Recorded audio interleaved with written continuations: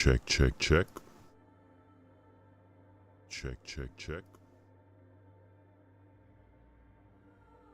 Look who decided to come back to Disco Elysium. Well, I was on a bit of a break, so let's continue our journey. We were at this church and we found out that there was a very strange individual hanging on the top. Besides that, I've pretty much forgotten where we were in this game. Offer figurines to Dolores Day. You should offer her any and all you have one day. If you meet her in person, an odd task to give yourself. Egghead puzzle. Sync the signs.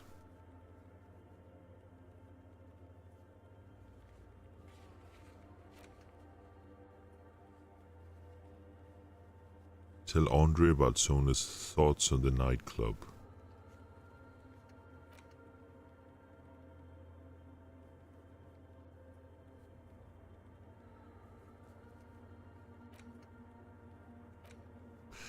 Alright, so speak with this gal again. I forgot. Yes, what is it? Freaky ass zombie chick. Chick.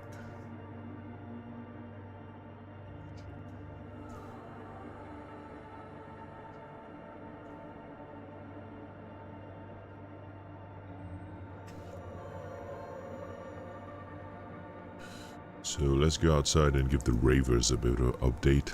Not sure.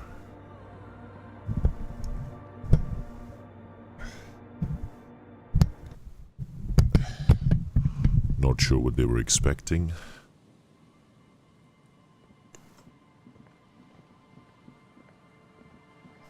Before we do that, let's explore this area a bit more. Haven't quite checked it out.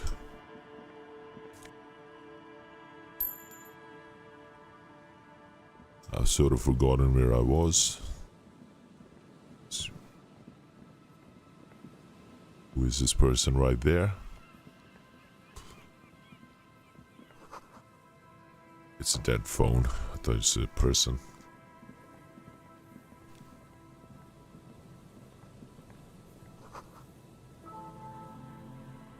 Somebody's really been destroying all the property around here. Electric flows through the wires. It's an audible sound.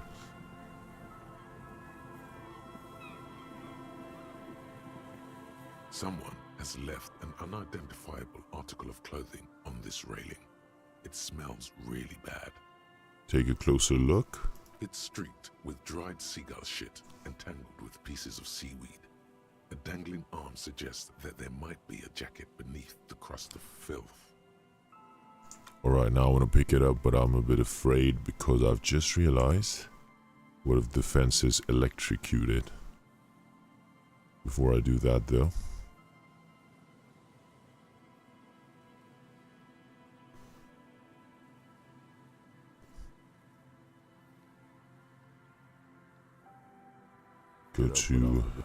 Go to the page, edit out some deets.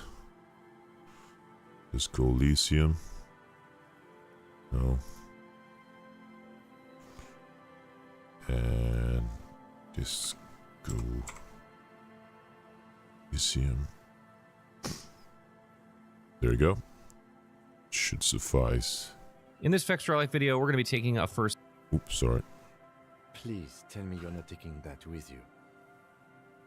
I think this is the jacket the idiot Doom Spiral guy wanted me to find. I'm sure he'll be thrilled to have it returned.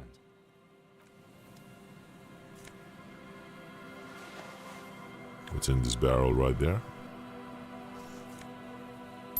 Money. Makeshift roof. Vagrants have tried to make the place a bit habitable.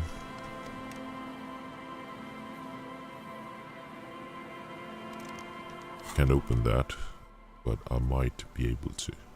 There you go. Let's try now. Another postcard.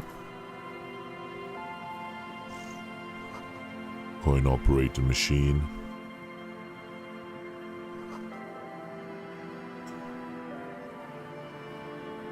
Okay.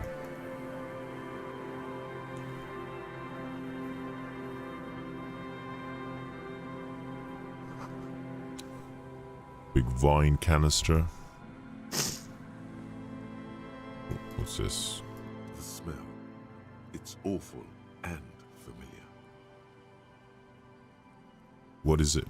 Don't you recognize it? That hideous pungency, that faintly cloying sweetness. Only death smells like that. Something cold wakes in the pit of your stomach. Fear. Heads up, Lieutenant. Something's not right here. The lieutenant has already brought a handkerchief to his nose. Careful, these floorboards have rot. Is that a dead body right there? Well, looks like it. Oh, great.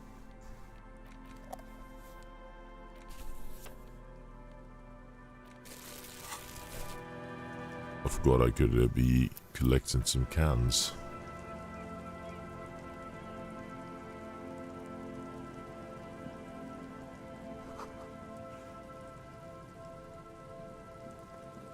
There's some tear, an empty cigarette package, and a crumpled kebab wrapper in the trash bin.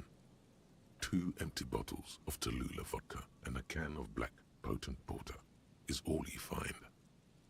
No, there's more in there. Livis strawberry liquor, plus some Pilsner bottles too. Better not pick them up. They seem unhygienic.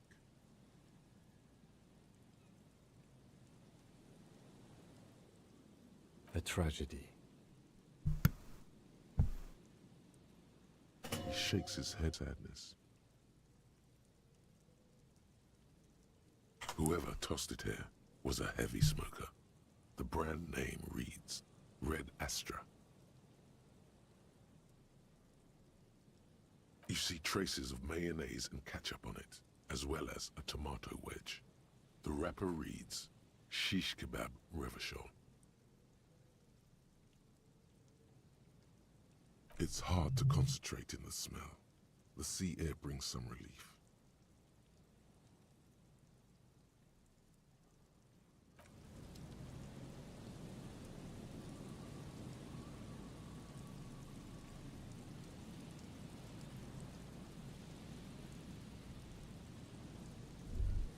A man lies on the boardwalk, his limbs bent and neck turned at an unnatural angle. Right next to him is an empty bottle of spirits. In his cramped hand, a chewing gum wrapper. Half of his body has slipped between the cracked boardwalk, starting with the right leg. The fall has left him broken, contorted like a sad puppet. The smell is not as bad as a 2-week-old corpse, but it's definitely heading there.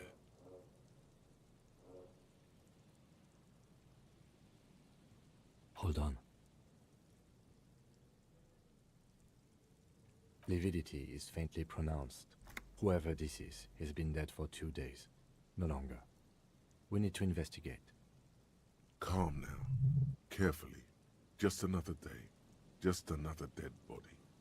Breathe.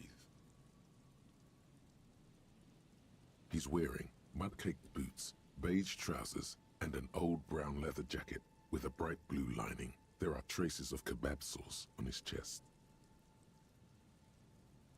You find some sunflower seeds and a rain-soaked library card folded into 2.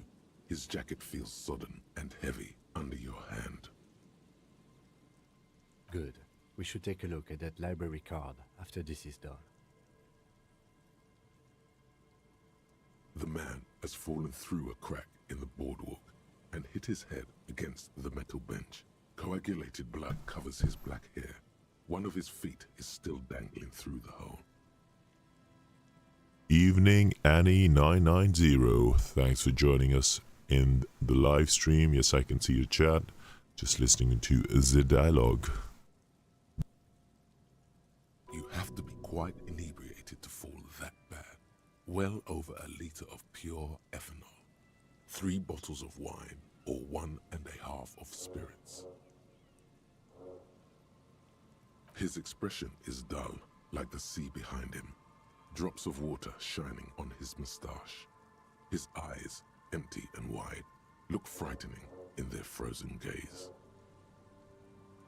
Height, 170 to 175 centimeters. Curly hair, stout build, age approximately 50 to 60 years.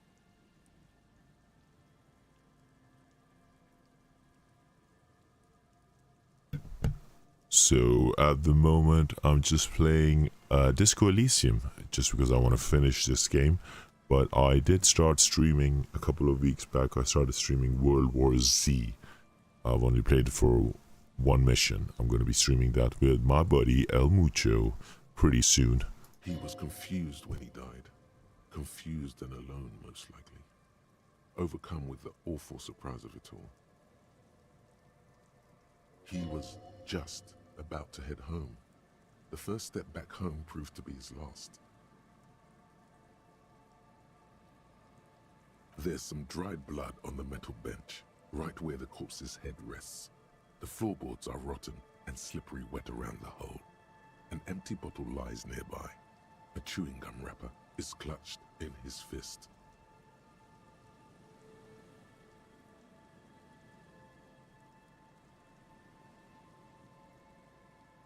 A dried chunk of blood covers the hair at the back of his head. An open wound. It's sticky and cold to your touch. This is where he came out of himself, drop by drop, when he was unconscious. It took 3, maybe 4 minutes. I don't see any other major wounds, do you?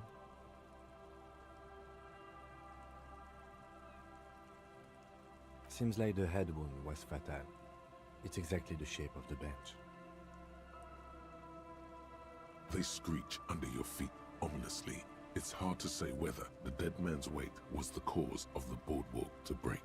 It definitely looks fragile.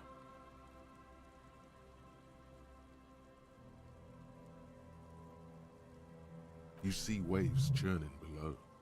Something cracks beneath your feet. A .75 liter Tallulah vodka with its cap missing. There's hardly anything left inside.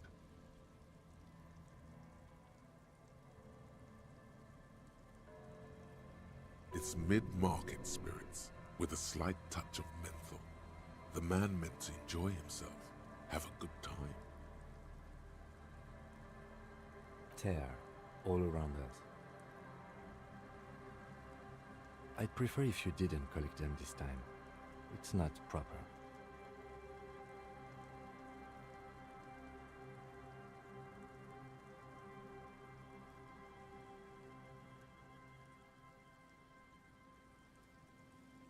True, it feels disrespectful.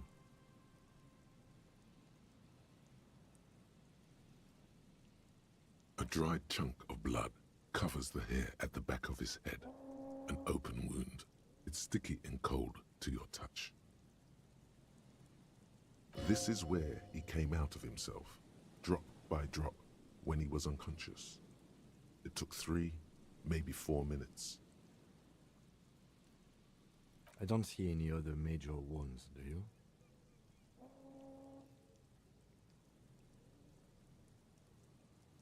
Seems like the head wound was fatal. It's exactly the shape of the bench.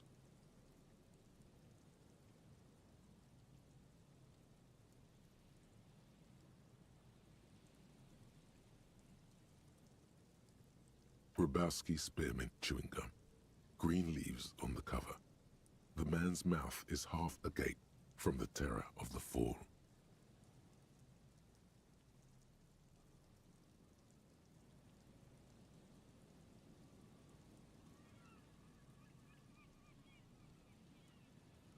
The blackness of death. Stench. You think you see white chewing gum too. Confirmed. Nearly the whole pack is there. Solidified on his lower rear teeth. He ate the whole pack, right? It's to cover the smell of alcohol before going home. The worst thing is, I've seen it before. Almost the same scenario, even the chewing gum. It's always the same. The entire boardwalk creaks in the wind as you take a step back. Looks like one of the locals. He'd have to know this spot to come here. You don't just walk over here.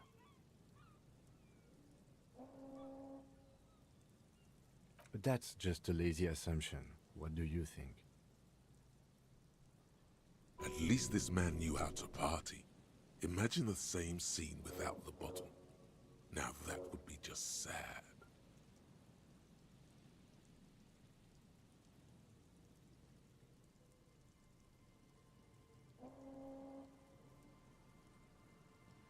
This is an omen, a sign from above that you need to stop drinking.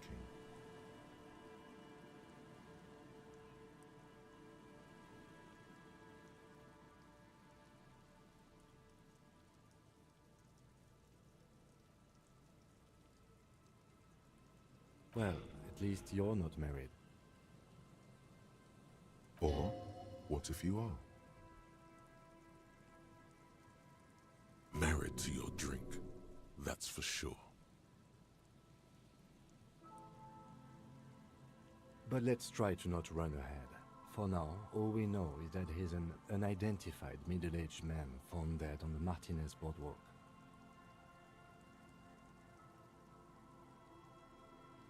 Death by misadventure. He slipped and fell through the boardwalk. A truly unfortunate accident. If it wouldn't have been for that bench, he'd be alive.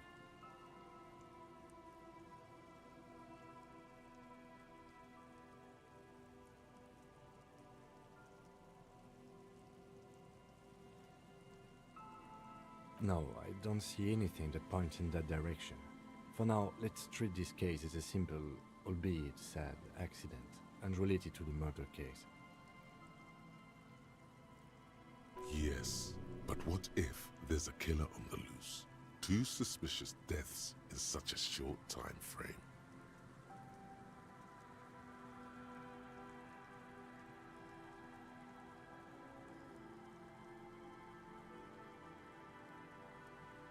A sequence killer? There's nothing that connects those 2 bodies. This is a completely different case, an accident.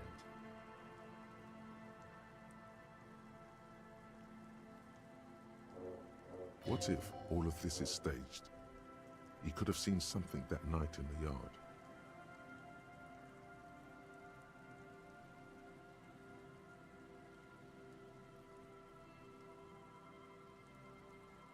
It's possible, but let's take it step by step. We still haven't identified the man. Oh yes. So he agrees he was drunk. Alcohol poisoning, liver failure. Some symptoms of acute alcohol poisoning could have definitely played a role here. Severe confusion, respiratory depression, unpredictable behavior. But I think that death arrived through head trauma, not liver failure. What about the kebab? What about it? The deceased ate some kebab. It's probably from a nearby place, maybe in the box. Someone should be held responsible for this broken boardwalk. It's dangerous. They'll seal this place off after the news reaches the coalition officials. I doubt that they have enough resources to actually repair the boardwalk. Not that sealing it off would keep anyone away. All it does is keep the city council's hands clean.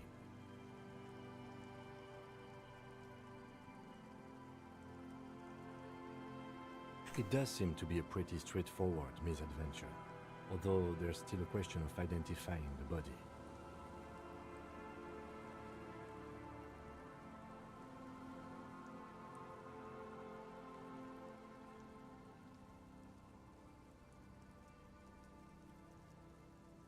What should we do with him? From where I stand, I can see 2 options. We either take the case and follow the leads to identify the body on our own, Or we report back to the station and leave this for our colleagues to handle.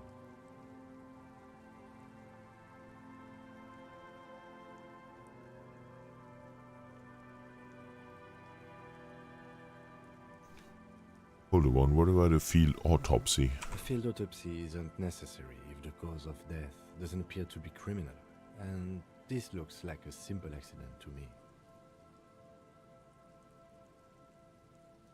I'd say we should just write down head trauma in the autopsy report and leave it at that. It would save us at least 2 hours of unnecessary work.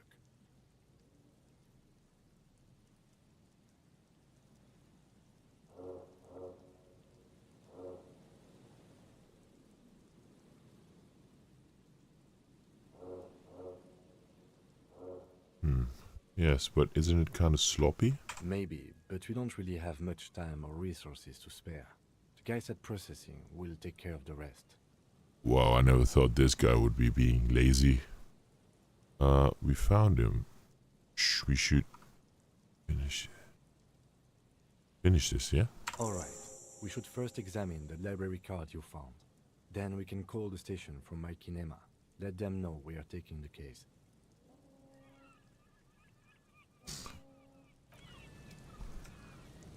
Nothing else. I'm just glad the dialogue wasn't long.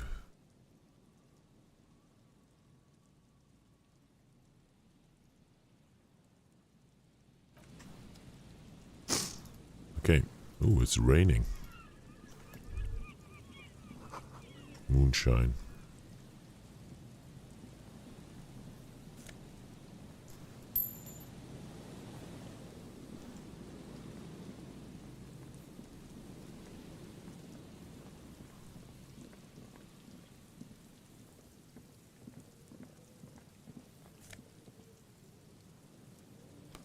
Interesting. Got some nifty looking glasses. Visual calculus.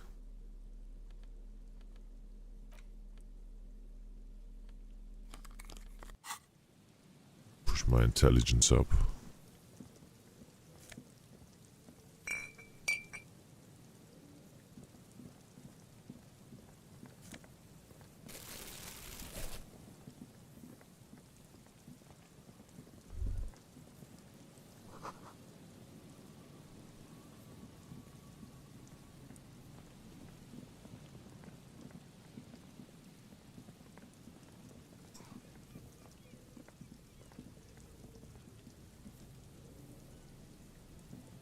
A metal payphone under a yellow plastic dome.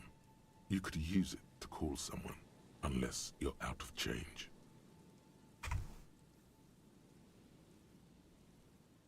You hear the tone. The machine is inoperable.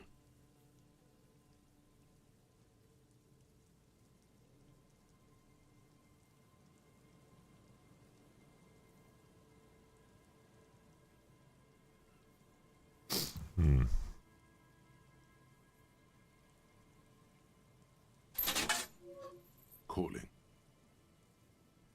Still calling. This feels wrong. Should you be doing this?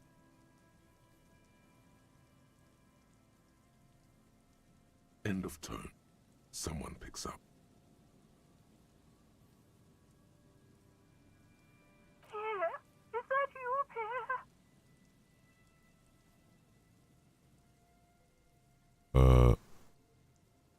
No, this is not Pierre. Do you have any news about Pierre? Who is Pierre? He's my sister's grandson. He used to visit me as a lad. Fine young man. Oh, he might be the dead guy. But who are you then? A salesman of some sort? Modern goods are rubbish, and I can't afford them anyhow. It's a shame what you did to our country.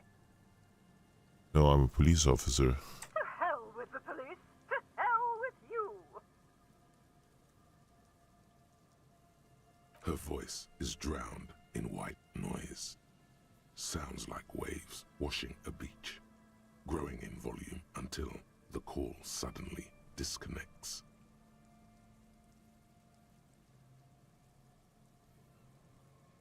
You get a sinking feeling. It It makes you look if Lieutenant Kitsuragi overheard you. To your relief, he did not.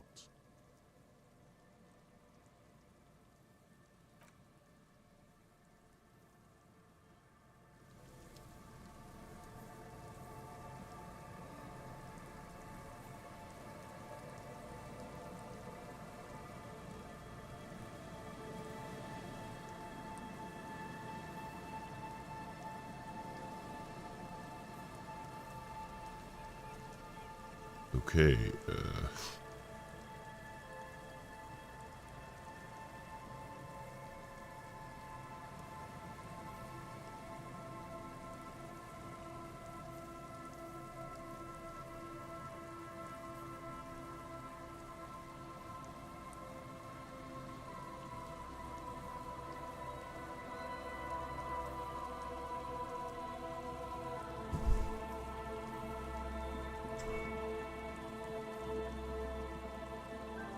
so I gotta inform the police station that we found another body. That's something that I gotta do. And I also have to inform the ravers whether or not they can start their little project.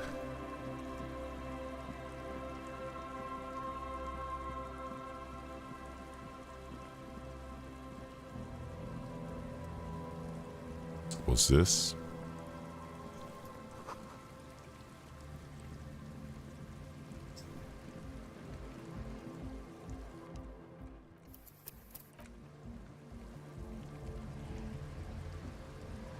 The shaggy-haired girl kneels on the sea ice. She looks up as you approach. So you talked to my associates, right? Are you going to help us? With the church, I mean. Can't say. Could ask Sure. questions first. The other told me you went inside the church. What did you see in there? Oh, that. You're not going to believe me. There's no point in me telling you.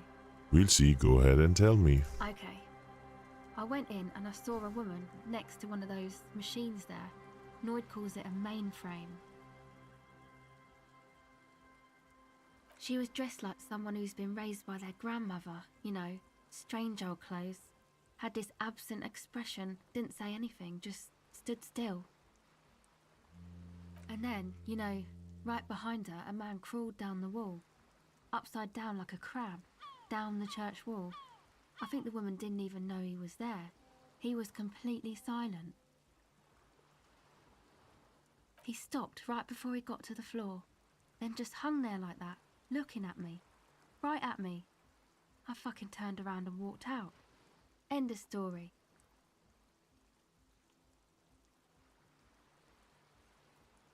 Like a crab, you say? You saw him? Does it mean that you went in there? Did you see the other spooker, the one in Grandma's clothes? I did see them both, yes. Good, so you believe me. You should go tell this to Andre. He'll know what to do next.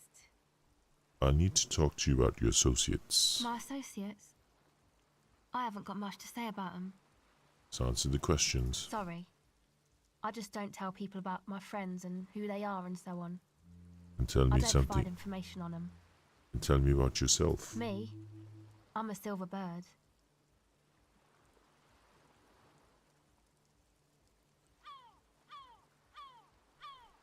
Don't know what makes you think it'll be any different later, but...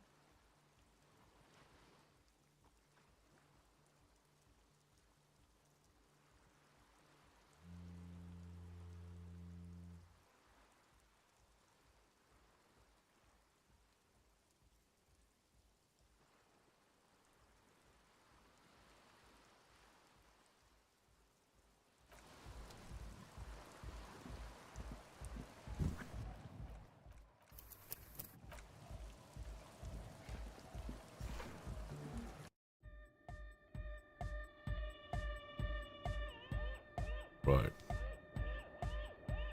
Hi again. So, how are things going? So...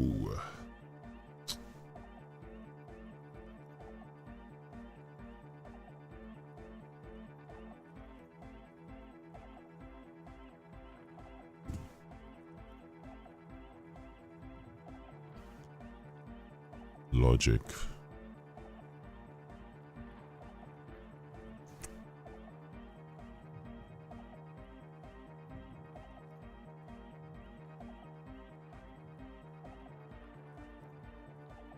Goodbye, officer. I wonder if there's something I can use to push my logic up.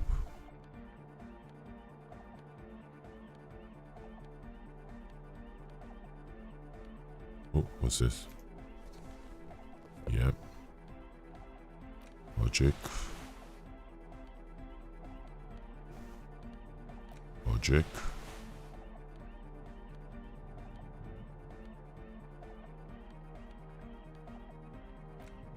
Okay, let's try this.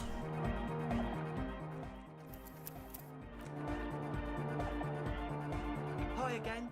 So, how things going? Just an 8% difference, that is nothing.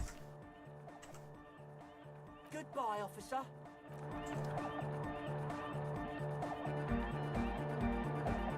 Hi again. So, how things going? Goodbye, officer.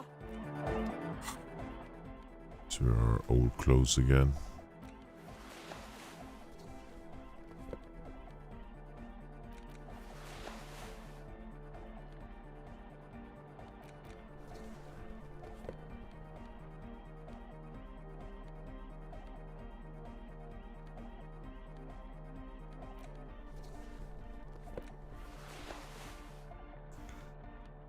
Is that it? Yeah, okay. Let's chat to him. I see you're here again. Offside, man. What's the Not sticker? mention getting us into the church will help. What's the sticker on the padlock? A sticker? You mean the yellow one? Can you describe it to me? It's this one. Seems like my creation has found its way into the legal bureaucracy. What did you want to ask about it? What does it mean? The dead guy's smiling. Why? He defeated history. We are living in the age of history, and in the eyes of history, we are always already dead. The present moment and life are the hardcore. The hardcore expels death. Or maybe he's not dead. Maybe he's just really ecstatic about the beats.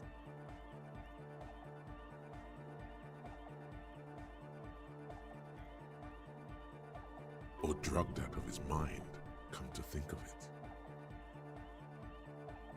He could also be drugged out of his mind. Or drunk, or in a clinical coma, or glad to be dead. But those versions suck. I guess one could write an entire treatise on the thing. But what for? What about now? Are the signs all right now? Nah. Still strongly out of sync. Stage gamma disalignment. You heard me.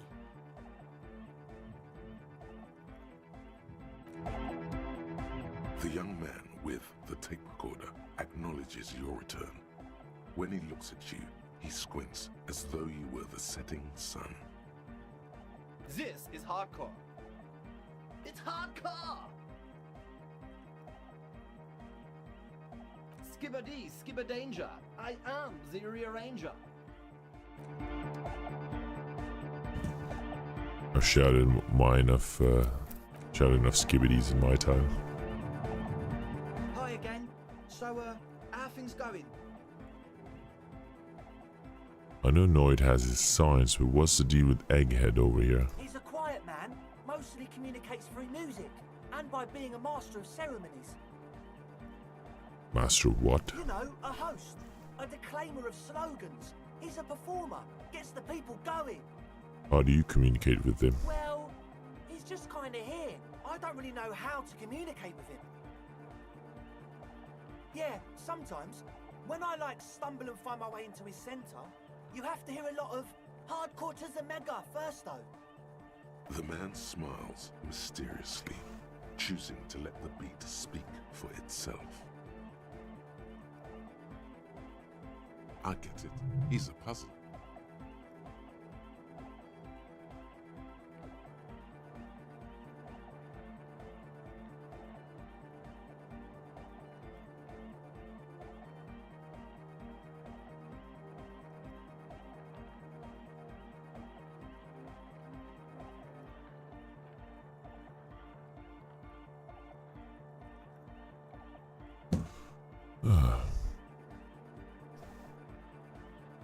gonna save the game before I chat with them again. Don't really want to get stuck in a hole. Hi again. So, and? What happened? I'll talk to the crab man. Oh, man. Who is he? What did you think? Seemed okay, to be honest. Very spiritual. Really? Huh. Interesting. What's he doing in the church? Just preaching and praying. No matter. Is he gonna be a problem? Yeah. Noid is right. Let's get back to the point.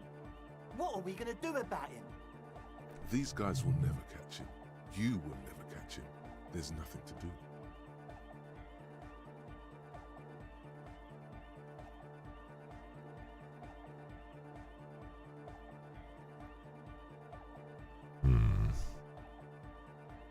Actually, he told me he wouldn't mind a nightclub at all. I don't know, man. Doesn't it feel like a major hindrance to you? A spooky guy climbing around when all the guests are trying to have nice, friendly hyper time? You just have to live with it. I guess it's not a massive problem, now that I think of it. Everyone is welcome to dance till the morning light! Yeah! Maybe. I guess we'll figure something out. Okay, but what about the other spooker? The one in Grandma's clothes? Did you see her? A programmer? That's odd. What was she like? Did you ask her about the nightclub? You said you guys haven't been honest about your plans. Come on, man. Who will you trust? The spooky programmer or us? We just want to make the world a better place. Feel the love! Get down and feel it! Love, not really feeling it. You'll get there, believe me. When we've got our gear set up, things will be flowing and pumping. Anyway, now that it's settled, how did she see? I mean, disposition-wise, about the dance club idea. Ja oder nein? Rocking it or dropping it? She did not like it. What a pity! That's my favourite thing in the world! And she doesn't like it at all! A shame. What can we do now? Do you see a way out of this jam? And into a laser-lit future of dance and unity?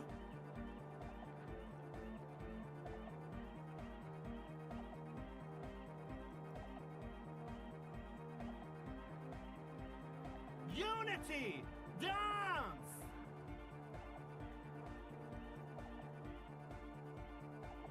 She made it very clear she won't leave until her project is finished. And you can't just evict her? No, I won't evict her. We have to come up with a different solution. Look at you, Honor Man. No, Noid. He's right. Maybe we've approached it the wrong way after all. I'm sure there's a workaround. We can make a deal not to bother her. If that's okay with her, we only want to get in the church and spread the joy and ecstasy of music.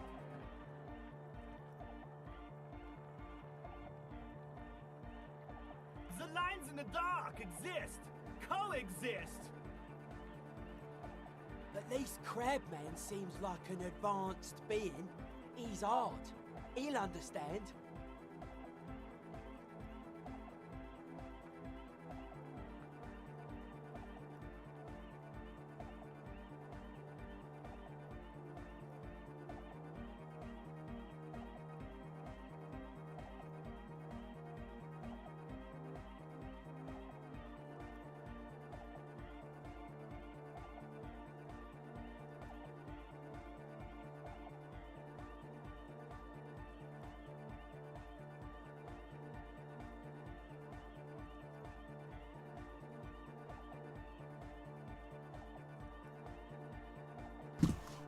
Yeah, he can do his climbing thing in the tower. And the programmer, does she like Nordic dance music? She does not. Egghead cannot believe what she just said. It makes him pump the jam a little slower for a moment, but then he returns to the full swing of it. No worries, we'll figure it out. If coexisting fails, you can always muscle her out, right? If it's all okay with you, what do you think?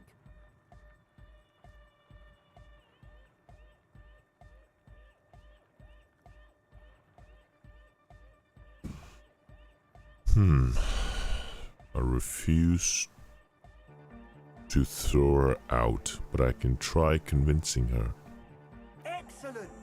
Good luck, my friend. Goodbye, officer. I got a feeling there's something she's hiding that she needs to tell me. She wants me to not kick her out.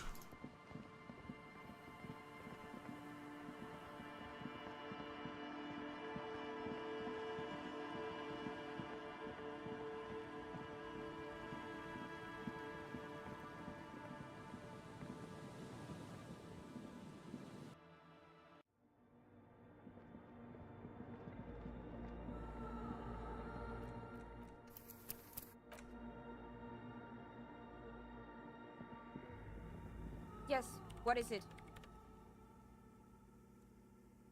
What if you didn't have to leave? I talked to Andre. He wants to make it work. I don't want to make anything work. You don't want to make anything work? Yes, anything. I don't want to make anything work.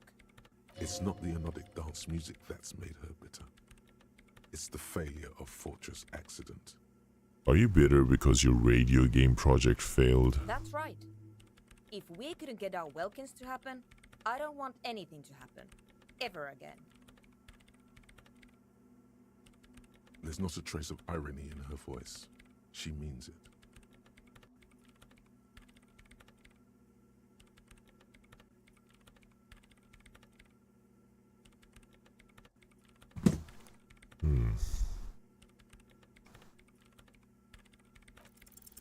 Easy.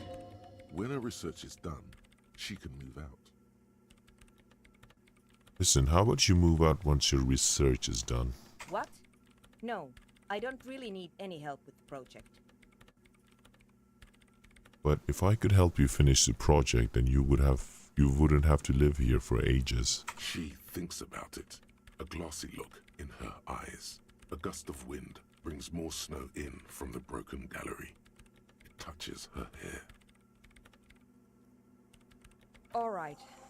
Bring me the game's offsite copy from my old workspace, if you really want to help. It's stored on a filament memory, and I'm unable to go and fetch it myself.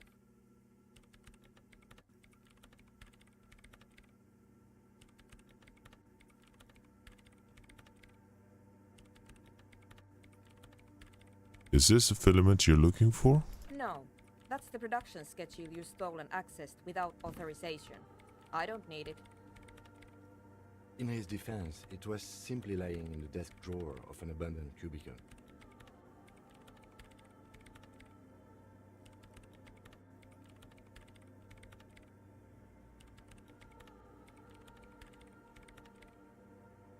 Okay, but still.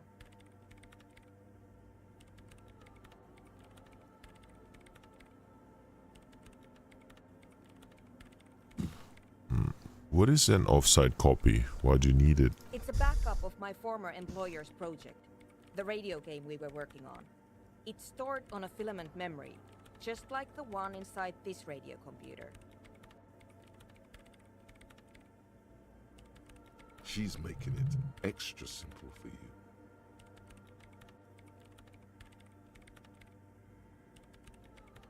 The backup itself is destroyed now, but I'm hoping to use what's left of it to pinpoint the exact location of the anomaly. You just have to go to my old workspace and get the filament.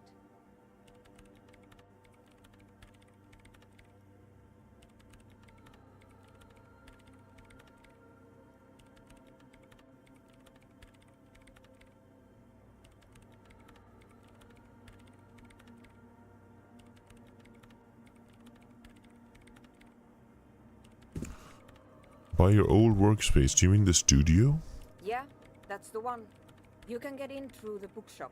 You just have to do some explaining to the bookstore lady. I've already been inside. Good.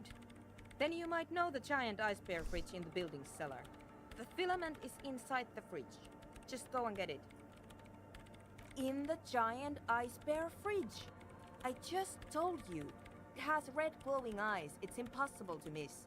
You just need to get the offsite copy from the ice bear.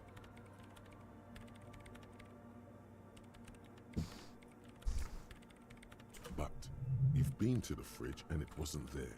There was a note saying, I found a note inside that said it's been moved to a safer place. Wait, a note from whom? Did it specify where they took the filament memory? It said it had been taken to a nearby ice cream maker. The note was signed by someone named Sulislav. Zawiza. Of course. Our project lead, Sulislav Zawiza. God, he was always so hell-bent on keeping the copy somewhere safe. And feature creep, and the Valley of the Heads. Like it would have made a difference. The offside copy was perfectly safe when the data loss happened. That data loss was anomalous. And the heads... I won't even get into the heads. Millions of them. Go find that copy from that ice cream maker, will you? Thanks. Why can't you get it yourself? The bookstore lady hates me. Says I'm part of the curse. Whatever that means. Wait, are you part of the curse? Of course not. Anyway, I don't have my keys anymore and she won't let me in. Because she's from Martinez, and people from Martinez have never ever seen a radio computer. She thinks it emits elemental evil.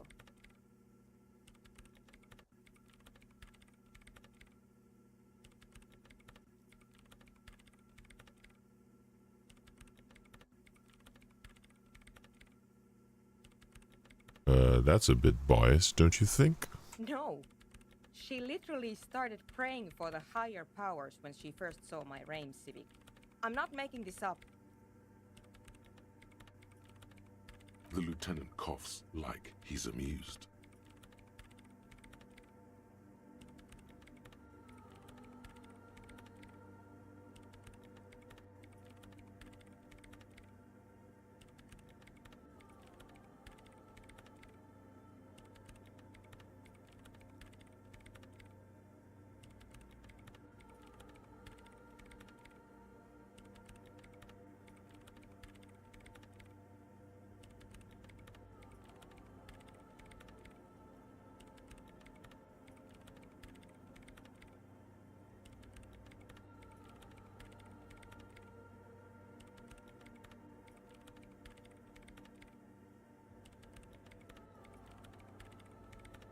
Once I came in one morning, only to find that my terminal was full of those strange trinkets and amulets.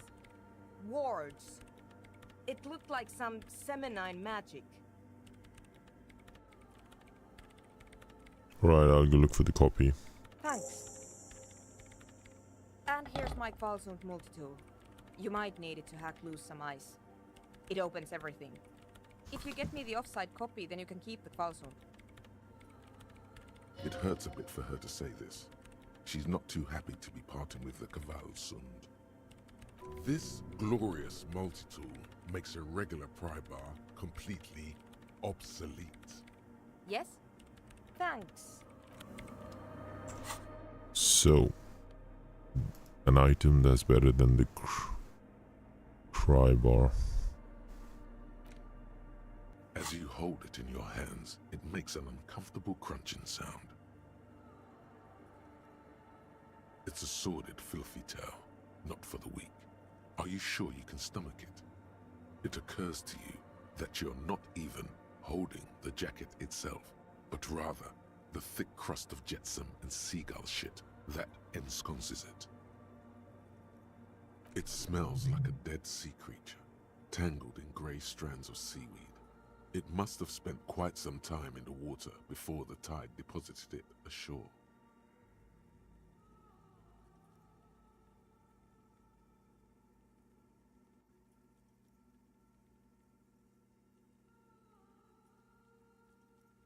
Somehow, it was carried or dragged to the boardwalk.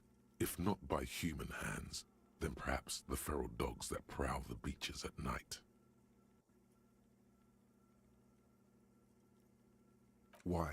Why did you think about it? Look at your hands. They're covered in muck. What?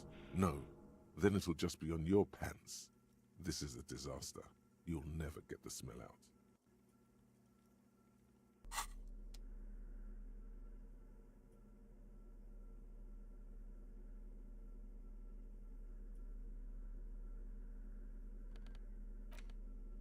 The library card is folded into two and still slightly wet to the touch.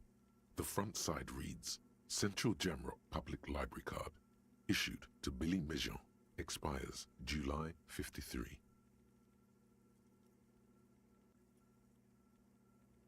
Whoever owns this card is an avid reader. You find a list of books written in blue pencil. Radio thriller. Stand a little less between me and the sun. The last one in the list is The Glinton Curve by M. Theobald. A library stamp indicates that the book has been returned. Most of these titles seem to be in the sci-fi genre. Some thrillers too. If lost, please return the card to the library. Dial 005 02 55211 or visit us at Moreau Street, 78, Jamrock. Business hours, 900 to 1800. Good. We should give them a call from my kinema. See if we can learn anything about Billy Mejean.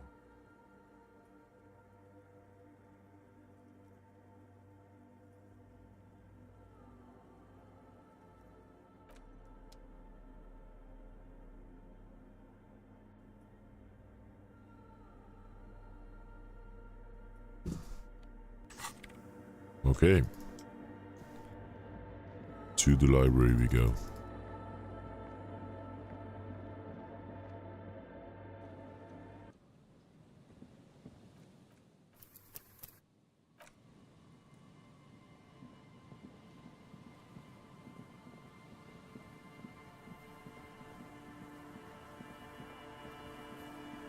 Well, before we check out this place,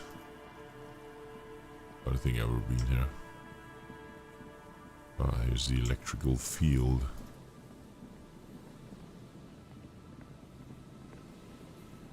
Okay. Let's go on from here.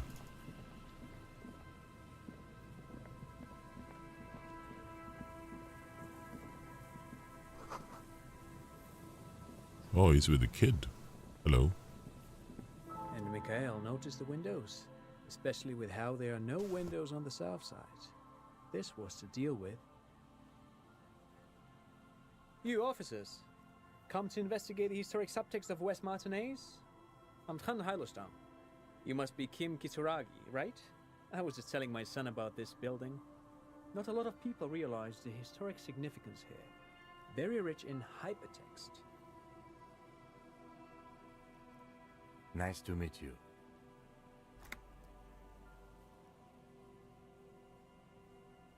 Hold on, hypertext? Yes, hypertext. Young Carp and the collection of cultural hyperlinks. He's just making up fancy words. This doesn't mean anything.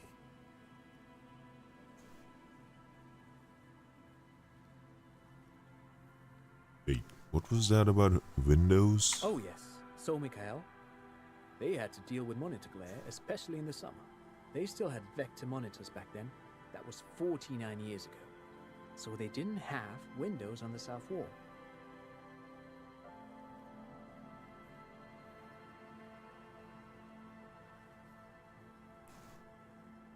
No, I can't say that we've met before, but I've heard of Kim, of course. Mikhail, say hi to the officers. Mikhail's a little tired today. We spent all night trying to run Orbis on his radio computer. Have you heard of it? It's a programming language used in Grad. Quite tricky, but he wanted to play this Grad-made adventure program. We've been getting really into worms lately. But I assume you're not here for giant worms when there are so many real things to see. Just as I was telling Mikhail before, this is where the Coalition landed in '08. We could be standing on what is the most interesting landmark in Revachol West.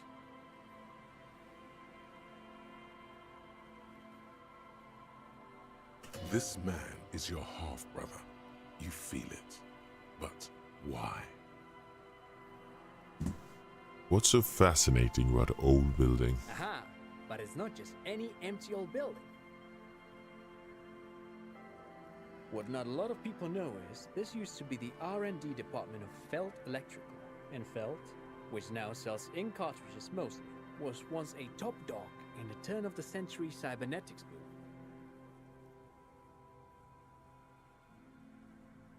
Hold on.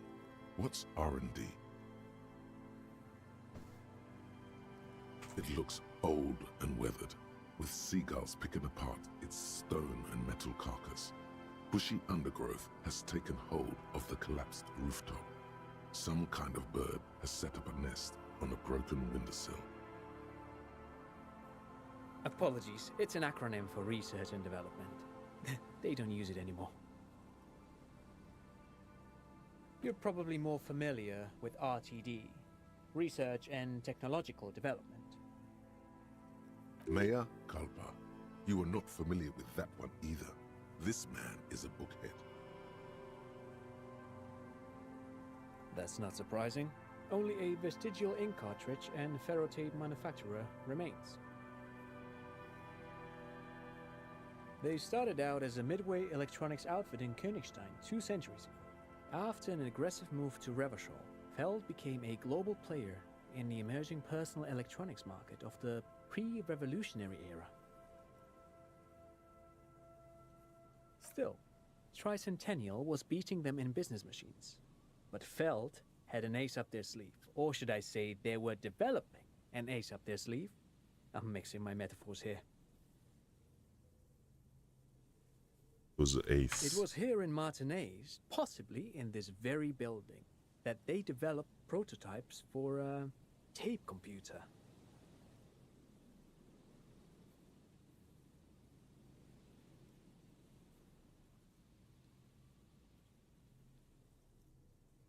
An elegant folding mechanism of rollers and ferrotape ribbons, portable enough to be a take-it-home solution, revolutionizing business machines, possibly even bring them to the average consumer.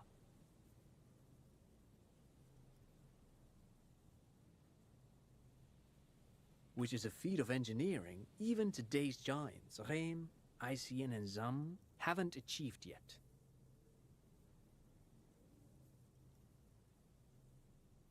Indeed. What?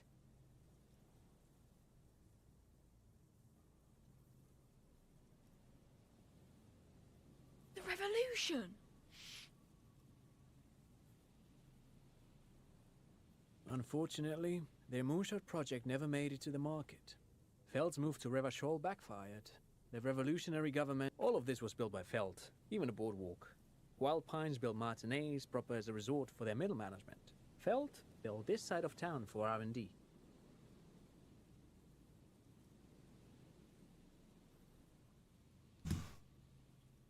You're saying that Feel Electric built this boardwalk? Yes, they even built a pleasure wheel, but that got destroyed in the war. A pleasure wheel?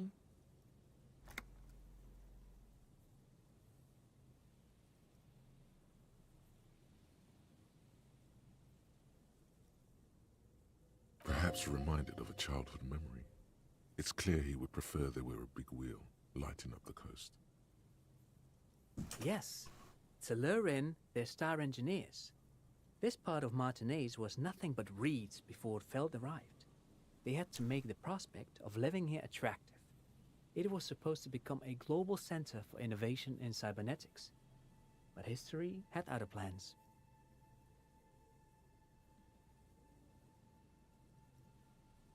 What happened to the engineers? Oh, I'm afraid it didn't end well for the boys. But this story is a bit too dark for little Mikhail here. Now, if you were to ask about tape computers, they used them for military communications, but also to write and send out press releases, the most notorious example being Le Décret de Mars. What's the Mars Decree?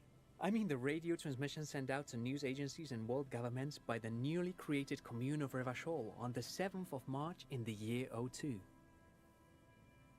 It's a beautiful piece of text, actually. A singer-songwriter I know, Charette, called it a love poem to Revachol on her political concept album, Bon Baiser dans le Lind. You should read it. Every local library in Revachol stocks a copy of the decree. I tried to get Mikhail to memorize it. Tried to. Someone was much too interested in worms to be paying any attention.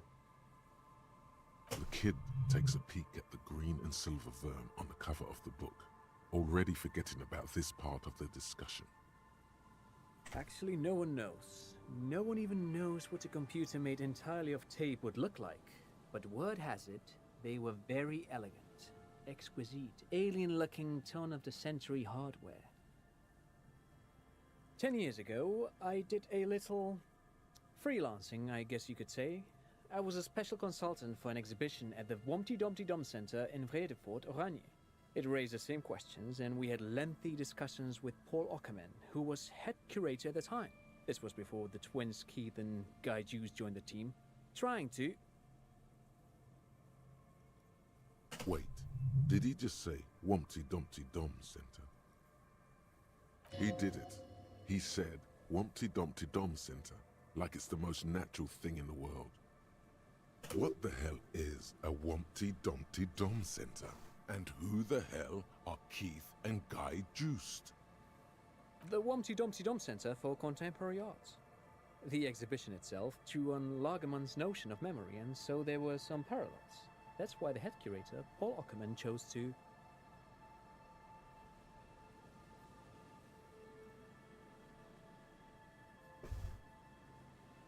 In fact, I'm not. The Wumpty Dumpty Dum Center is a place you can visit if you're ever in Vredefort and are ever in the market for an exhibition space / contemporary art research center.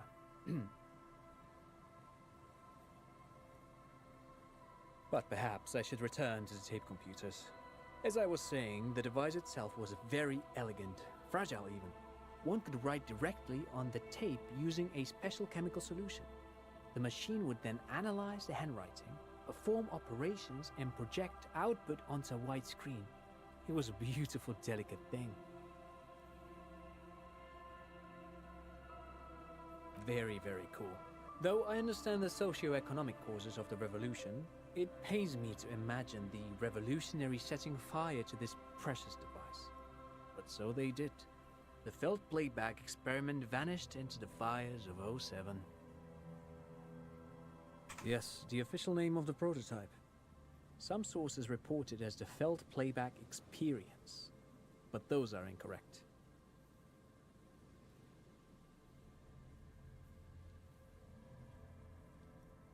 Who knows? Maybe it was an accident, or maybe they didn't want the technology to end up in the wrong hands. Either way, they're all gone now. All 3 versions of the prototype. Nothing but debris and ashes remain inside that building.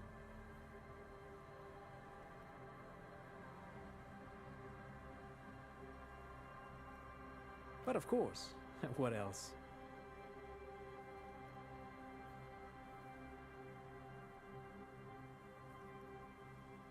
I want to hear about the field building again. Sure. What's on your... But of course. You look like someone who has money. I do have some money, yes, but that's not what's really important here. I just wanted to check my profiling skills. Of course, detective. I wouldn't have assumed anything else. Matter of fact, I don't know if you're familiar with this, but the Vespertine Department of Justice has published a rather interesting paper on the criminal profiling in former socialist states. Have you read it? If not, then you definitely should. If not for tips and tricks, then just for theoretical curiosity. Anyway, that's just a little something that sprang to mind. You were saying? No, thanks to you for having me and little Mikhail here to pick your brain. A very interesting conversation indeed.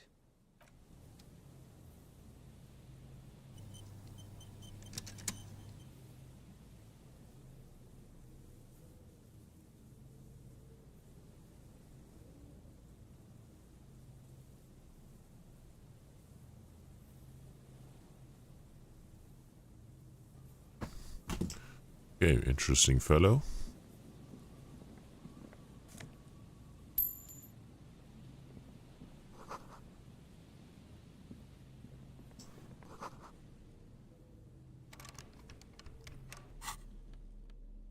Okay, let's pick up the item, which was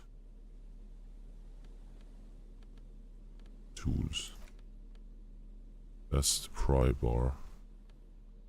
This is better than the pry bar.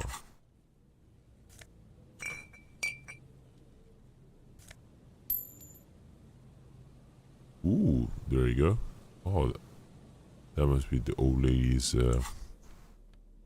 hubby.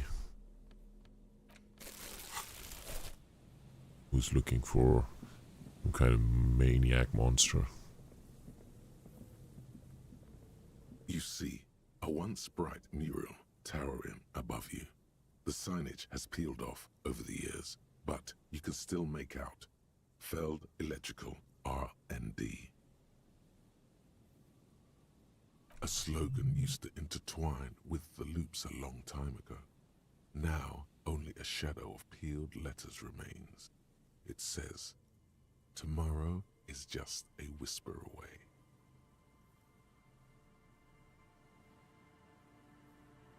Looks like tomorrow never came.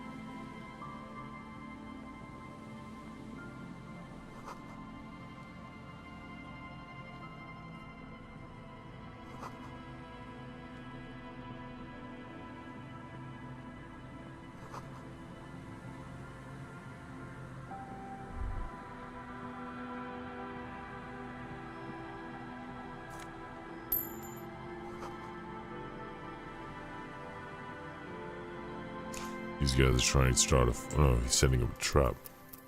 Must be the old guy then. Here we go. Nice and easy. Yep. No way out, little guys. Not out of this jam. There's a cylinder on the ground in which the man is arranging some netting. It looks like some kind of trap. He notices you. Who's there? Oh, the police. Hello, officers. Is that the police? Why are the police here?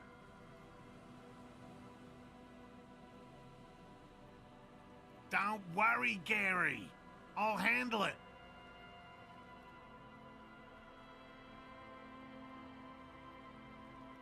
You must be Morel. To what do I owe the pleasure? Dina sent me. Of course. Thank you for passing along the message. That damn water lock is broken, and we can't go all the way around the 881.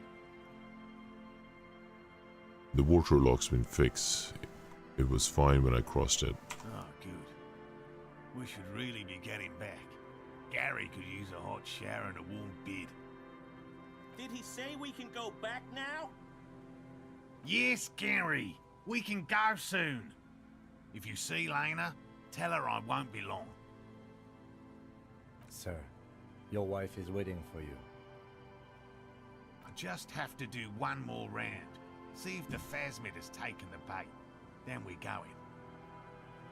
For all his passion, this man is diligent and patient. You could learn things from him. Well, first of all, it's damn difficult to find, which is why we've been knee-deep in the reeds laying traps for it. Good question. Being a phasmid, of the order Phantasmodea, a ghost insect. It disguises itself as plant matter. In this case, the reeds. Awful lot of reeds around, aren't there? Awful lot of... And I suspect it may have also developed other specialised techniques to protect itself from predators or scientists in our present case. It's my hypothesis that it has evolved certain electrochemical defences that allow it to interfere with animal perception, impeding pattern recognition, confusing the visual cortex. But I cannot describe how these defences work, much less how they evolved, without studying a live specimen. Yes, it makes perfect sense. You're beginning to suspect there's something paranatural about this phasmid. I'm expecting it to be quite giant. One known species of phasmid, called the Megaphasmodea zoensis, is about the size of a grown man's forearm. So, Seems puny, to be honest.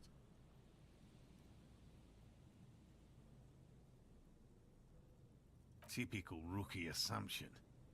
Insects are much more sophisticated creatures than those unversed in zoology give them credit for.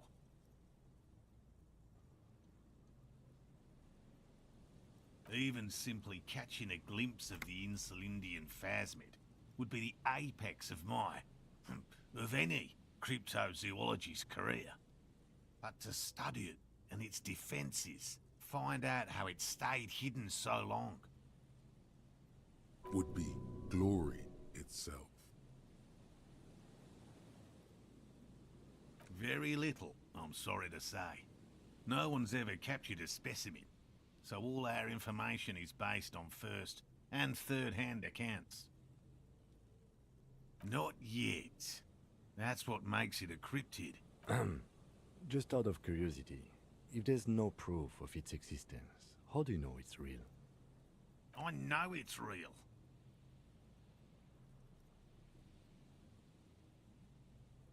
By which I mean, I've heard enough first-hand accounts to believe quite firmly that the Insulindian phasmid is more than mere superstition. What would it be like to grasp and hold onto something you think is next to you, or just behind you, like a trace of vapor you exhaled one spring morning as a child? This is what he's searching for, a spectre. Lena said there's been a sighting near Martinez. Yes, the most recent sighting was by a couple of teenagers along the coast here. That's what brought us to Martinez specifically.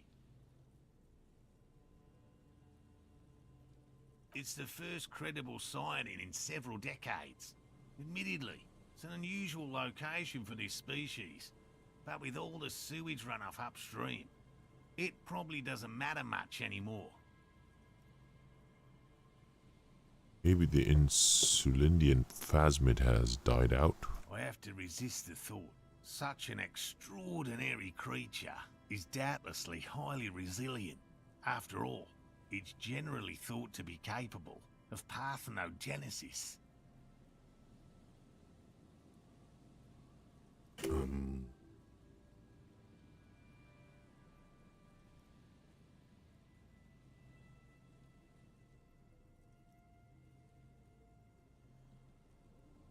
Yes, the females don't need males to reproduce.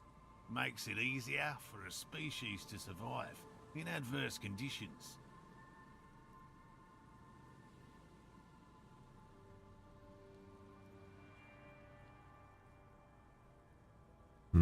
Females reproducing without... Wait. That's pretty clever. Yes, the Insulindian phasmid is a very clever insect. That's why it's so damn difficult to catch. But as a scientist, I'll try my best to remain dispassionate. Tell me more about these traps. Well, they may not look impressive, but Lena designed them quite cleverly. so I'm sure they'll do the trick. Lena? Yes.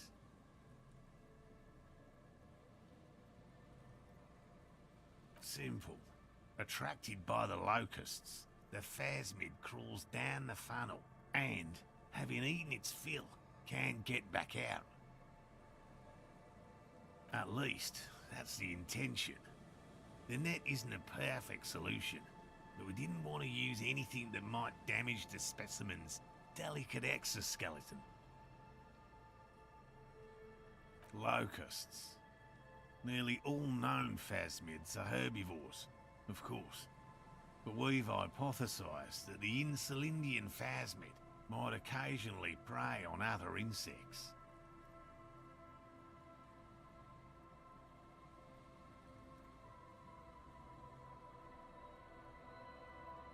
Inside the traps, a number of locusts crawl and tumble over one another in a tiny, chittering swarm.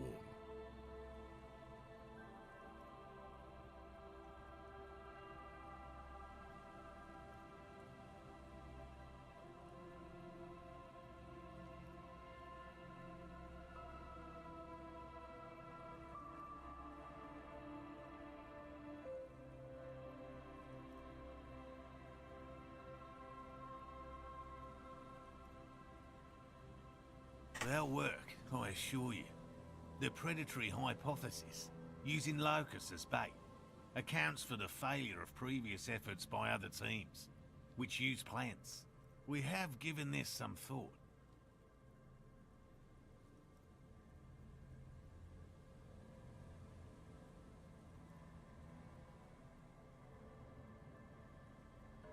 The traps do seem to be deftly and thoughtfully constructed.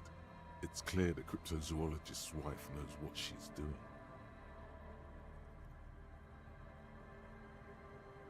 Yes. What? Lena seems eager for you to return. And I'm eager to return to her, I assure you. But I can't leave before we finish with these traps.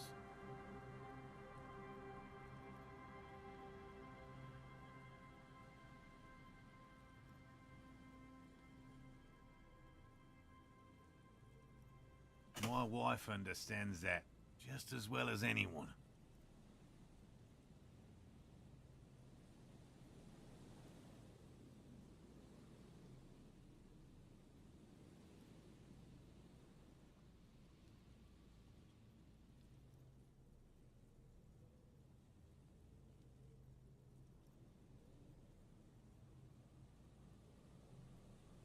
Come on, Morale.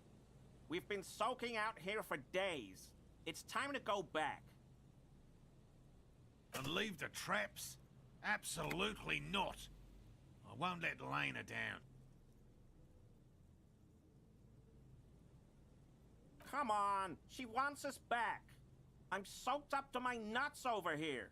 We'll both catch reed crabs if we don't dry out soon. Won't let Lena down?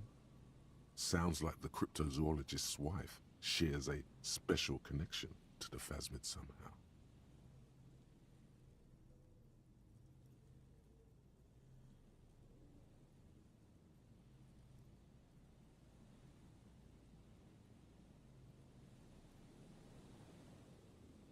I didn't know the phasmid was so important to Lena. Of course it's important to her. She's seen it. A verified sighting, on record. One of only 4 this century, and it's hers.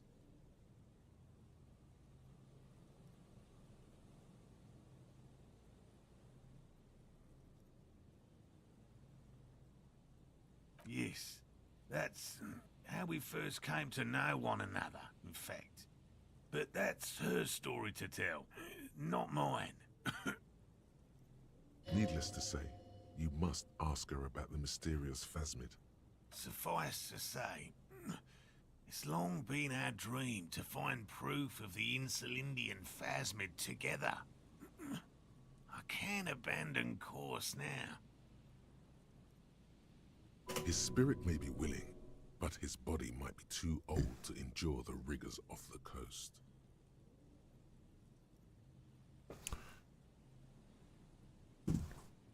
Maybe you should go back, warm up, and come back. No, no, no. The traps need to be monitored on a regular schedule. What would we do if the Phasmid were to starve while we were sipping tea at the hostel? He's dead set on this. I could go for some trap setting. What if I check them for you? I didn't expect you to take such an interest in our work here, officer. Cryptozoology and detective work are similar. Yes, indeed. Both require a great deal of research, attention to detail, and, above all, persistence. Where are the traps? There are 4 in total. One is to the south, on this little peninsula, by the boathouses there. It's very near. Another we set in Land's End, to the northeast. It's behind a small sand dune there, on your way to the old radio tower, after the church. The third is set near the canal, where you crossed, by a concrete slab. A big thicket of reeds going up the slope, and among them... You should check at least one of those before returning to this one, since I just said it. This one's more of a technicality, but still, better safe and stupid than sorry. That seemed like a lot. Do we really have time for this extracurricular venture? Is it? If you think it's important, you have been right before.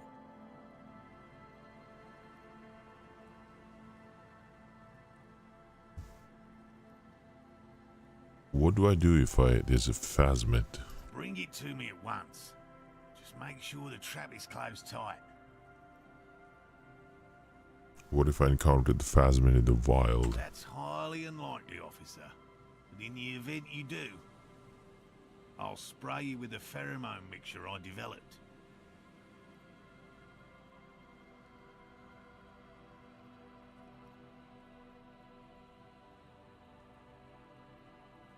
It's made of musk and research chemicals. The pheromone should attract the insect to you, or at least prevent it from bolting at the sight of you. It's quite potent. Will last you about a week. Lay it on me thick. This is the smell of dying reeds, of longing crumbling into the water. I hope you're not buying this. It dispenses it without letting you touch the canister, so it would be precious like holy water. It is precious. The single dose cost me 50 real to develop. Not that I expect you to understand self-financing one's own research. Right, which means you two can pack up and go back to the boiling.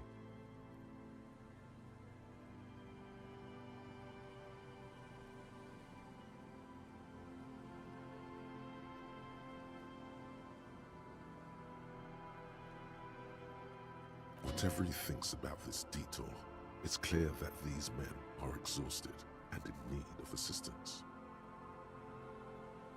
Finally, someone's talking sense. Thank you for your help. Gary and I will start breaking down camp. If you have any more questions, now's the time to ask. We'll be gone once you get to it. How did you become a zoologist? I've just always liked animals and puzzles. Searching for cryptids is a bit of both. He seems reluctant to talk about himself, but he'll open up, if you prod a little. You're living your childhood dream? It's not child's play, just because I have to traipse through the mud every so often. He takes the dangers and discomforts that come with his work for granted. But just imagine the unforgiving desert heat he's endured. The wetlands filled with venomous reptiles he has crossed.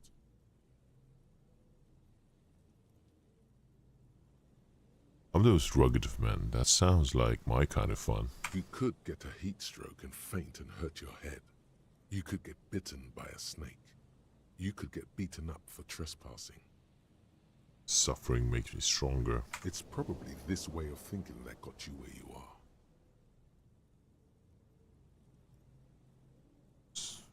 Real. I know you think one is a respectable profession, while the other is superstition. Everyone does.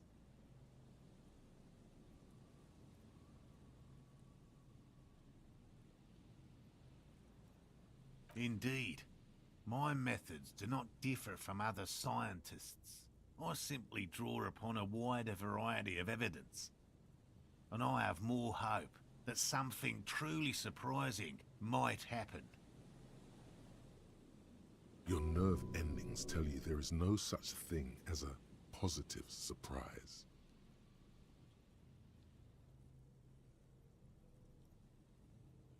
No, as I said, I have yet to catch a cryptid, although I have come close. Close enough to keep trying.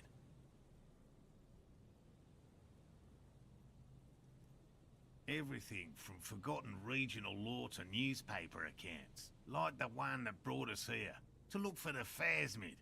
I keep a very open mind. No, very few cryptids are ever discovered, and not for a lack of trying. To stay hidden is a cryptid's primary quality. It's even in the name, cryptid. Of the list of cryptids kept by the Cryptozoological Society of Chemnee, which is 4,082 items long, about 2,000 have been confirmed as hoaxes. 2 are categorized as confirmed discoveries.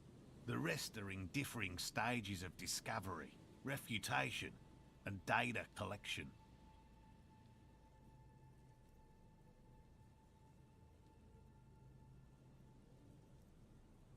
Yes, the Chateauquan forest pygmy, who turned out to be an extinct species of primate, and a cave salamander from Yugograd, who is, honestly, quite unremarkable. It's in a zoo somewhere.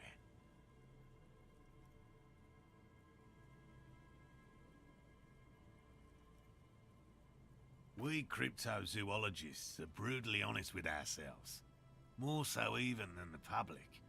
With cryptids, most cryptids are hoaxes or they are never found. That does not mean we should stop searching. 2 out of 4,000 is not even 1%. In fact, it is 0.05%. Ever more magnificent, should our search contribute to making that number 0.075%. Yes?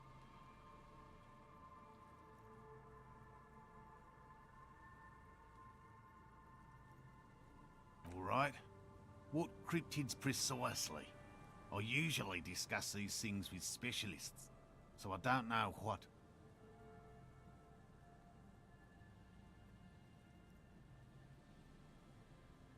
You need to ask him about specific cryptids. Cryptids you've heard about from Lena, or his friend Gary. He won't just talk.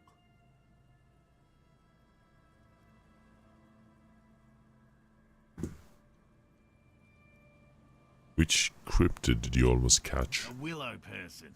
It's a long story. One non-specialist would find rather dull. They're not people, really. Some argue they aren't really animals, as they seem to have evolved directly from trees.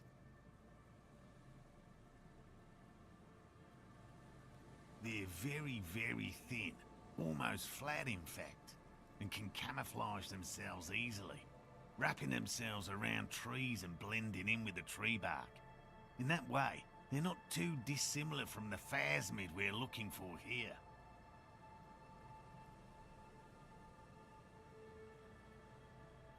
Wait.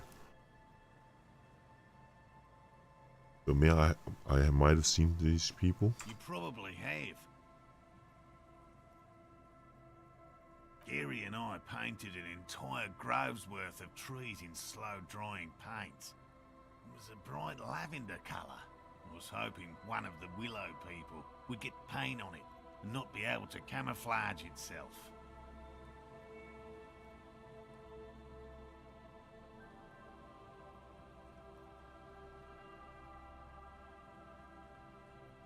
After waiting in hiding for hours, I saw a figure slip from one of the trees, a lavender shadow dashing through the grove. I chased it with a net, not very elegant. You can't be elegant in the field, and, well, it was faster than me. A lavender shadow. I know you think we were snacking on funny mushrooms. It's easier to mock someone than to admit that the world might be more interesting than you've imagined. Furthermore, I'm not saying it was a confirmed sighting. I'm painfully aware of what goes into verifying such things. There is a serious possibility that I saw a squirrel or a trick of the light. I am my own harshest critic. Confirmed. It's 100% verified and meets all the standards of an authentic cryptid sighting.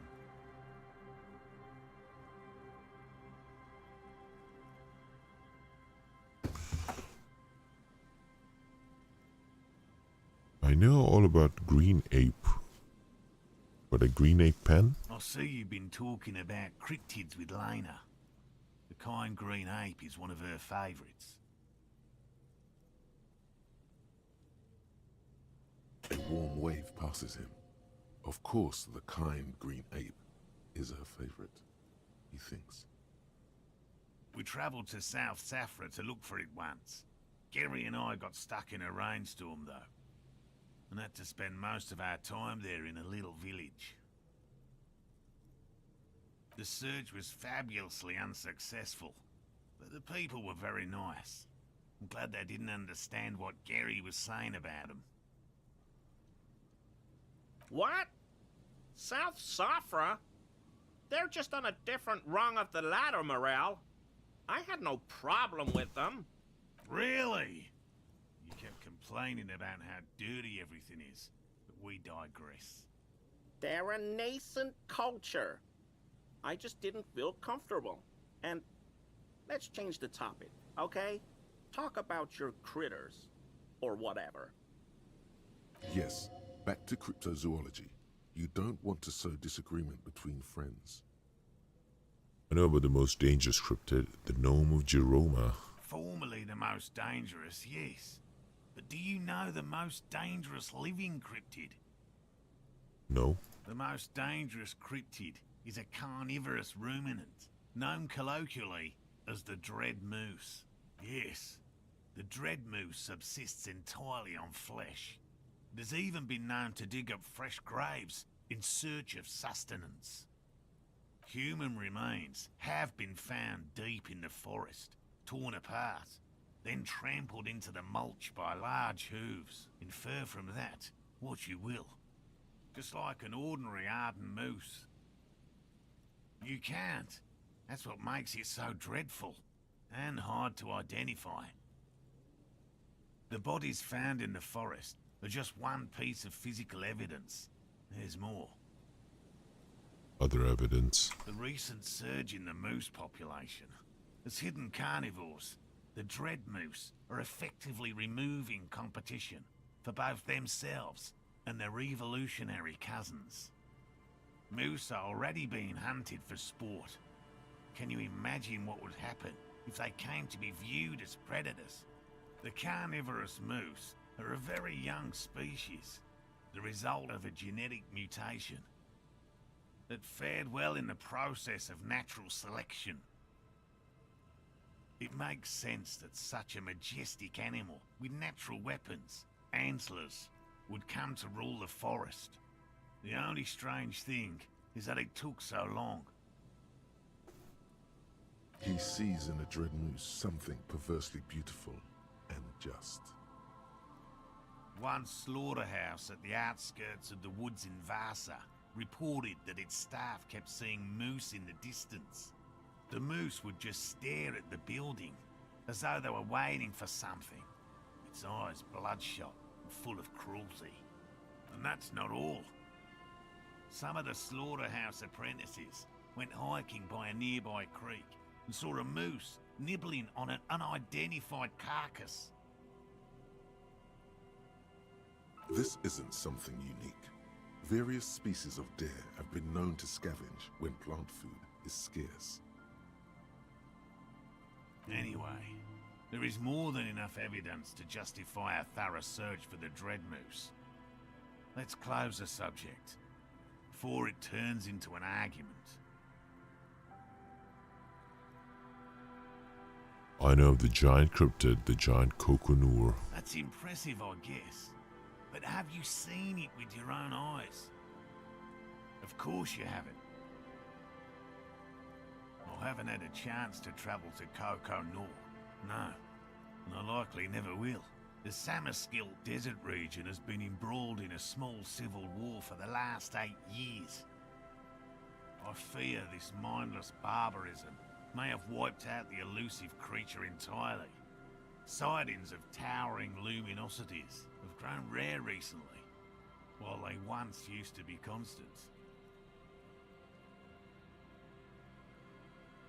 Oh, everyone knows about that one, thanks to Professor Mijanu being the talk of the town for a time. A bit of jealousy there.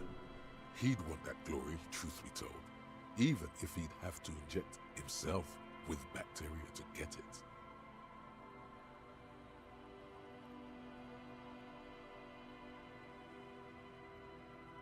Although, probably because her life ended as a result of her work in Gutler, no one remembers her contributions to the search for the Nong-Ok.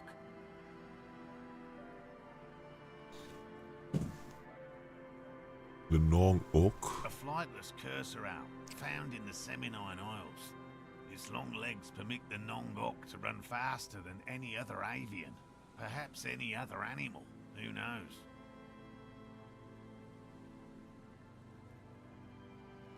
When it's not hunting its prey in this manner, the Ok hangs from tree branches, like a bat, waiting to dive on hapless prey below on the jungle floor. Mijanu liked extreme animals, you see. One of the few figures of the academic establishment I respect. Really a shame she disappeared. Oh, decades ago. In the 30s. I didn't know her personally, of course. The chasm of academic pretension still stood before us, even though she had unusual courage for someone from the other side. No offense, officer, but I'm not much of a pedagogue. I don't know what I would have done if Lena hadn't persuaded me to go back to field research. You should ask her if you want interesting stories. Me? I'm not a people person, unless you haven't noticed. And I don't make a good lecturer. My strength lies in field work and persistence. By all means.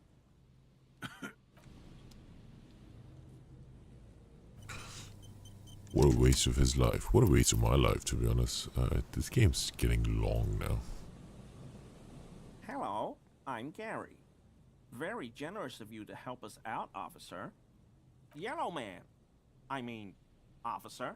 The lieutenant raises his eyebrows slightly and takes out his notebook.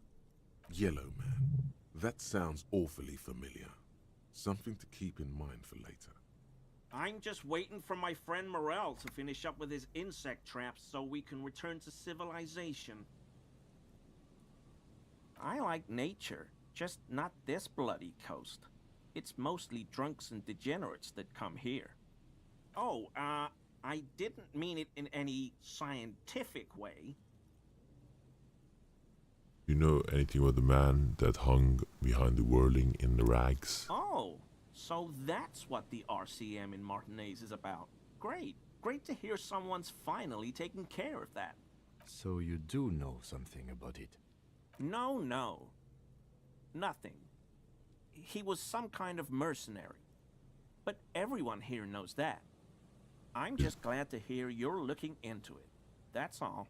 Is this your mug? My mug? Why would you think that? You said yellow man. That's not something many people go around saying. Really? I hear it all the time. All in jest, of course. No offense meant to anyone. I did find it next to lynching. Okay, I admit it. I threw the mug away in the trash container behind the hostel. I know I shouldn't have, and I am very sorry, officer. You're not going to find me, are you?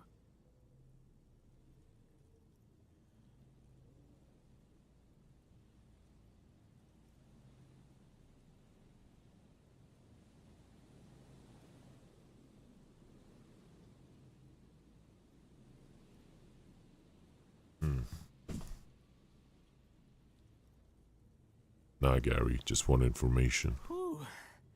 Thank you. You won't regret this. I won't use another man's property to dump my garbage ever again. I don't know what got into me, really. Work has been stressful lately. Damn Koiko's price dumping us out of competition. What did you do, Gary? Nothing. Nothing. Just answering some questions. Helping out the law. Here we go. Start pumping that sweet info.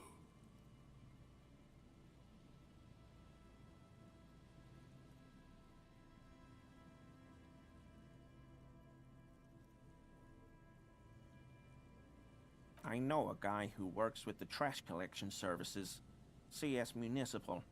He gave me a master key for the trash containers of Martinez. So I can use the Whirling's trash compactor to store my own stuff. Garbage disposal is expensive as hell. The damn Hemians run it like a mob. I'm sorry, okay? I thought I could cut costs. I shouldn't have. I shouldn't have disgraced myself. Disgraced? No need for the histrionic, sir. It was, after all, just a trash container. He studies his reaction. Gary doesn't answer. Did you put the clothes of a murder victim inside there as well? Officer, please. Let me explain. It's not like that. I was only cleaning up. I live right across the yard from where he was hanged, and I saw him stripped naked. All the clothes lying around in the yard, smelling. People are animals, you know? Then I came out to clean up the rags because no one else would. I put them into the Whirling's trash, along with a broken mug, admittedly. Okay, I was coming to throw the mug away, and, well, I threw the mug there and the clothes too. Right. It was just civic duty. Exactly. That's exactly what it was. Civic duty. As he shifts uncomfortably, a series of clicks, like the clinking of glass beads against one another as they roll across a hardwood floor. You've heard this sound before, but where? What sound? Thinking I heard when you moved. Really? There's lots of weird stuff out here in the reeds, though. Insects, trash. Could be the wind shifting some garbage nearby. Every day, the wind shifts the reeds and whatever was left in them. You wouldn't know. Tambourines and condom wrappers, plastic and glass bottles, the smell of decay. You wouldn't know anything about the armor, would you? Armor? No. I mean, yes. Of course. I know he was wearing armor, but I don't know anything about it. I hope I could help your investigation, in my small way. Don't be so relieved yet, Gary.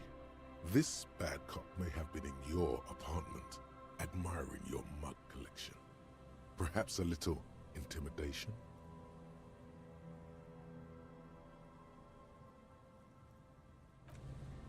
So I think I'll have to come back to this conversation on my next stream. Don't forget to subscribe to Tenable Gaming.